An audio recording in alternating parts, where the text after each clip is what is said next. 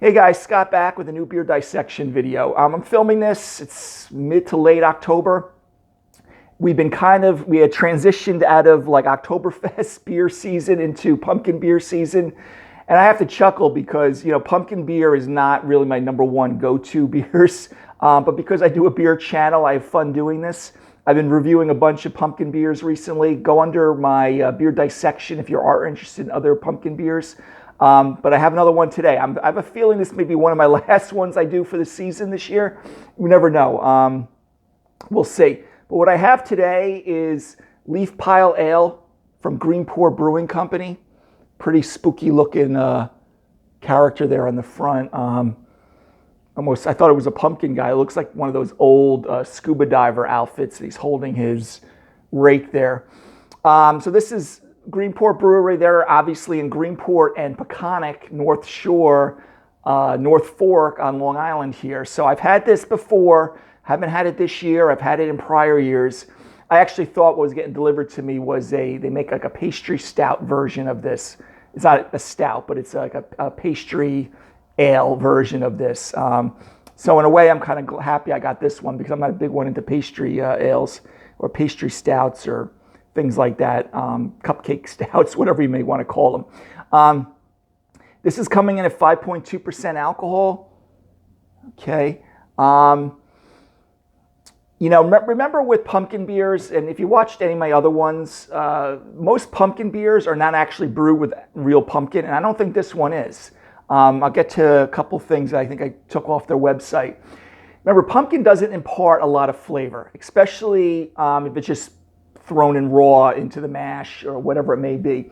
You usually have to kind of roast it a little bit to get a little bit more flavor. I'm not going to say you don't get any type of squash-like kind of aromas and flavors in the beer, but it just doesn't impart a lot. So usually what people crave are your pumpkin spices. And usually it's some concoction of cinnamon, ginger, nutmeg, allspice. And this one in particular uses, I want to make sure, cinnamon, ginger, allspice. And the other one I forgot that sometimes they'll use clove in it. But basically, if you think of your pumpkin spices or your pumpkin pie spices, that's what they use. And they vary the base beer. Like I've had some that it looks like a blonde ale and they just got it spiked with those, nutmeg, cinnamon, ginger, clove, and stuff like that. And others like Southern Tier's Warlock is like a brown ale to a porter almost with the spices in there. So it's really the base beer that really they spike it. This one, I think I looked quickly. They don't say anything about pumpkin. They talk about, like I said, they're using ginger, allspice, and cinnamon in this one. They don't say anything about pumpkin, but they also talk about using crystal malt. So I got a feeling they're brewing kind of like a pale ale, West Coast IPA looking type of beer, like an amber ale, maybe I should even say, not even say West Coast IPA, because most of the time these beers are not going to be, hops aren't going to matter so much in these beers. They'll probably put enough hops in there for bittering, just to offset some of the sweetness you'll get from the malt, but it's really, you're not going to get a ton of hop flavor and aroma on these beers, nor is it really that important. So a lot of times they'll make like an amber ale and then spike it. So for me, when I've been judging these beers, in my opinion, or giving my grades, I like some malt backbone to the beer. I don't like beers that look like a regular blonde. Nothing against blonde ales or golden ales, but when you want a pumpkin beer, you want something with a little bit more substance to it. But anyway, without further ado, Greenport, Long Island out here, and Peconic, I think the bigger breweries in Peconic on the North Fork here on Long Island. Again, not one of my go-to beers all the time, but listen, it's fall. I do a beer channel, like I said. And this says Harvest Pumpkin Cozy. I think the last time I had it was a couple of years ago during harvest season. They have a nice little setup out there. So let's crack this bad boy open and take a look at it.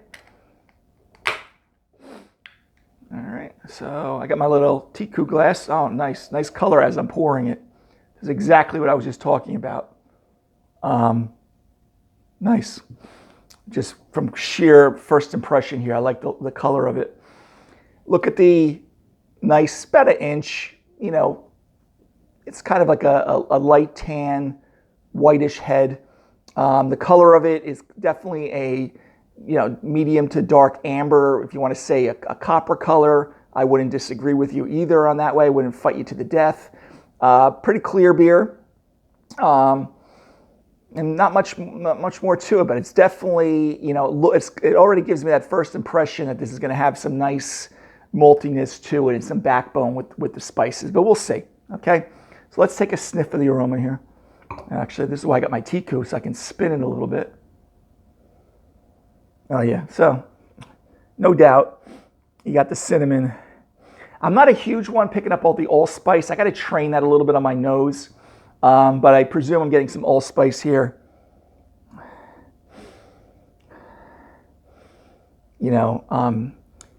I always perceive like a nutmeg-like type of smell, but it's possible that, even it's maybe allspice, and I just happen to perceive. I cook with nutmeg a lot. That's why I always pick that up. But you get that cinnamon, little ginger on the nose, and again, that's what I just wrote down what they said. They do use cinnamon, ginger, and allspice. So I perceive it as like nutmeg, but it could just be the allspice. But you definitely have the moral of the story is they have a nice pronounced pumpkin spice aroma on this beer.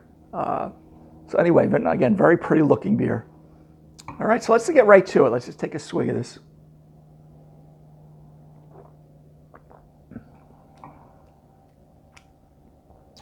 Yeah, definitely get the cinnamon. Again, I'll just say the same thing. There's a little bitiness of ginger. And again, I always get the, like a nutmeg, the taste. But I may just all this time be just perceiving the allspice, and it's not really nutmeg. But some brewers will use nutmeg in their beer too. Just this one particular didn't have it on their website. I usually like to try to check because they all kind of work a little differently. But there is which I didn't mention on the nose. I should have said that. On the nose, you have that light toast, medium toast, biscuit, kind of aromatics. Because I remember I didn't mention that is because as I tasted it, I should say it's highly carbonated, pretty high carbonation. Same thing, you kind of get that bread crust, toast, maybe even like a slight nut also there. So there is definitely, that coming from that crystal malt and, some of that, sweetness that you get from there. And it's not cloyingly sweet. It's got some little residual sweetness, very low bitterness, which again, hops are not very important in this particular beer. Kind of snappy. It's kind of got a nice, pretty well attenuated, so it's pretty crisp. Pretty crushable. I mean, it's at 5.2%, so this day and age, it's not the Budweisers of 4.1 or whatever they're at these days, but it's still pretty sessionable. But it has a nice, again, as I'm getting the aftertaste, as I'm talking to the camera here, I do get that kind of slightly nutty, kind of a nutty kind of sweetness on the aftertaste. Biscuit top, kind of a medium, kind of dark bread kind of flavor to it. But again, the spices are coming out pretty well on the flavor too. I didn't bother to check. There was no canning date on this, but like I said, I'm literally no more than, 25 miles from the brewery. So I know it's coming pretty fresh. And I am sitting in October, so it's got to be pretty good. Again, on the nose, like again, there is that little bit, that perception of sweetness, like that nutty caramel, aromatic there. Nothing harsh, no alcoholic warmth, which I wouldn't expect at 5.2, whatever it may be. Pretty nice guys, though.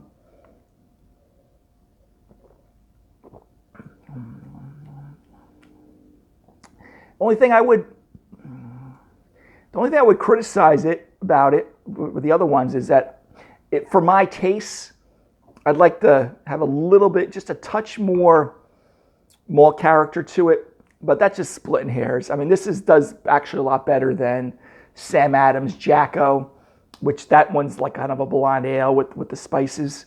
And I think they could have probably gone a little heavier with some of them, maybe even thrown the nutmeg in there. And maybe not held back as much, but listen, brewers use their discretion, what they think their customers want the most. I mean, I'm one person. I'm giving you my opinion on the beer. What I would, obviously I'm biased to what I particularly like in these beers, especially since I don't have them that often. So when I don't have them that often, I want them like right in my wheelhouse. And I can't, but I wouldn't disagree with them. They're like, Scott, shut up. We're trying to brew it for everyone, not just you. So again, guys, pretty solid version of a pumpkin beer. Again, most likely, and they don't even have it on the website, they may not even be using pumpkin in this. But listen, it's better than a bunch of them that I've had. It's not that golden ale, blonde ale base. It's got some maltiness to it from the crystal malt. You got some of that, darker bread, toast, caramel nut, if you crave with that as a base beer. And then they're throwing in, their allspice, their ginger. Don't get too much ginger on the taste, but it's still pretty good. If they sometimes, if they throw too many spices in there, it gets too floral and perfumey like. So, I gotta, I'm pretty happy with it, to be honest with you. Except for a couple little things, like these can sometimes be a little bit bolder with the spicing. So anyway, guys, today's beer dissection was from Greenport Brewing Company here on the North Shore of Long Island. I think they have a pretty decent footprint. I don't know if they stretch into New Jersey. I know there are other parts of New York. Maybe they do, but I'm not an expert in where their footprint is. And this one's actually from Peconic. So here's the can again. Grade-wise, listen, I'm enjoying it. I mean, I'll give it a good B plus for, I'll even bump it up. I'll give it A- for like just enjoyability, drinkability. It's going down pretty nicely. Comparing it to some other beers that are a little better in the pumpkin department, I'd bring it down to maybe like a B, but I definitely wouldn't pass it up. If you like the spicing, there is enough. I like them to go a little bit more aggressive. I'm not one to put, I wouldn't do it for on camera here, but sometimes they will serve it with either the corn syrup, maple syrup dipped in cinnamon sugar and things like that. I'm not into that too much. I think it just makes more of a mess and becomes cloyingly sweet. So, but if that's what you like to do, by all means, do it at home. So again, guys, A- overall, maybe bring it down to like that B compared to some other better pumpkin beers that I've had. But I wouldn't pass it up if this is your thing, okay? So anyway, guys, till the next beer dissection video or beer video in general, have a great day. Take care.